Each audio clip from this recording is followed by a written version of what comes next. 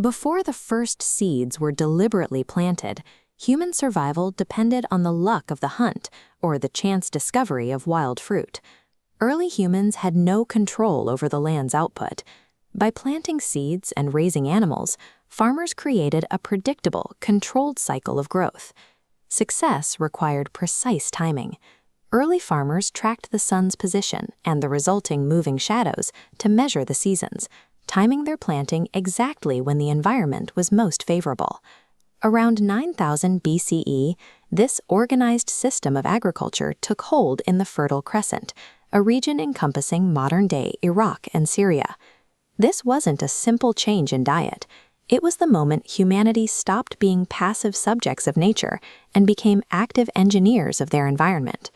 As early as 10,000 BCE, dogs were recruited to provide nocturnal security. Stationed at the field's perimeter near the firelight of torches, they guarded crops and livestock from predators. By 8500 BCE, farmers integrated cows, pigs, and sheep to secure renewable resources.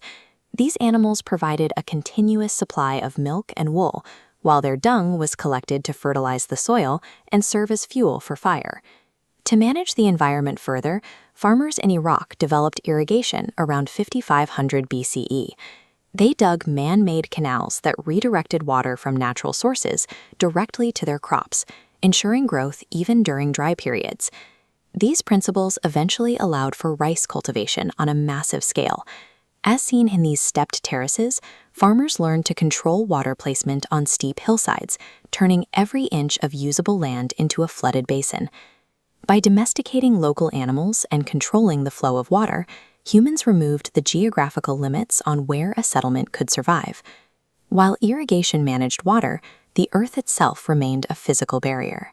Hard, dense soil was difficult to prepare until the invention of the iron plow around 200 BCE, which allowed farmers to turn soil that was previously impossible to till. In this image, you can see how the metal blade of the plow provides a mechanical advantage, cutting into the earth and turning it over with far more force than a human with a handheld tool.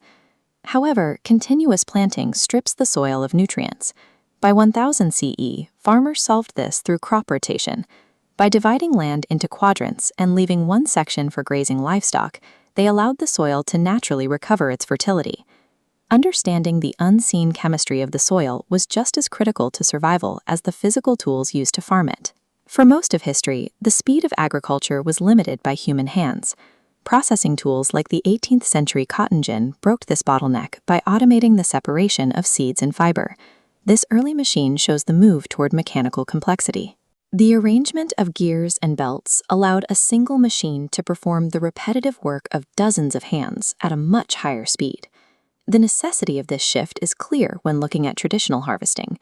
This field requires a massive amount of manual labor, with workers scattered across the landscape to gather and bundle crops by hand. Modern tractors use specialized mirrors to manage this scale. Concave mirrors in the headlights focus light for night farming, while convex mirrors provide the operator with a wide view of the harvesting equipment working behind them. These massive mechanized harvesters process an entire field in a fraction of the time. They combine reaping, threshing, and cleaning into a single continuous operation. Mechanization ended the era where a single field required dozens of laborers. Today, a single operator can produce enough food to support thousands, breaking the ancient link between individual survival and manual fieldwork. In the 1940s, the Green Revolution moved this focus from the machine to the seed. Scientists used selective breeding to magnify specific high-yield traits, creating plants that produced more food on the same amount of land. By the 1990s, genetic modification allowed for changes to the plant's internal DNA. These crops were engineered to naturally repel pests and survive harsh weather conditions from the inside out. The evolution of agriculture is a journey from the hunting spear and animal domestication to irrigation, mechanical plows, industrial tractors, and finally, molecular mastery. Samuel Johnson described agriculture as the true wealth of a nation. This history proves that such wealth is found in the engineered mastery of growth.